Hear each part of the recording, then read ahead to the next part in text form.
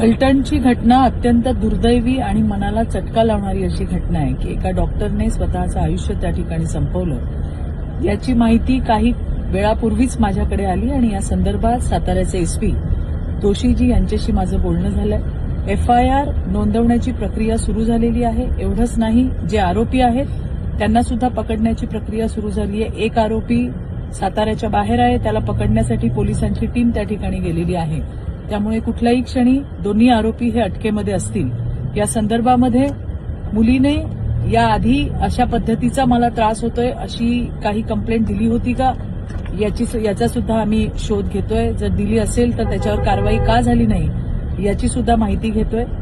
अशा घटनेमध्ये खरं तर मुलींना ज्यावेळेला त्रास होतो त्यावेळेला त्यांना मदत करण्यामध्ये जास्त समाधान मिळतं। आज मुलींनी स्वतःला संपवलंय। मला या घटनेच्या माध्यमातून राज्यातल्या तमाम माझ्या बहिणींना, माझ्या मुलींना मला सांगायचंय की स्वतःला संपवू नका। तुम्हाला त्रास देणाऱ्या या नराधमांना शिक्षा व्हायला पाहिजे।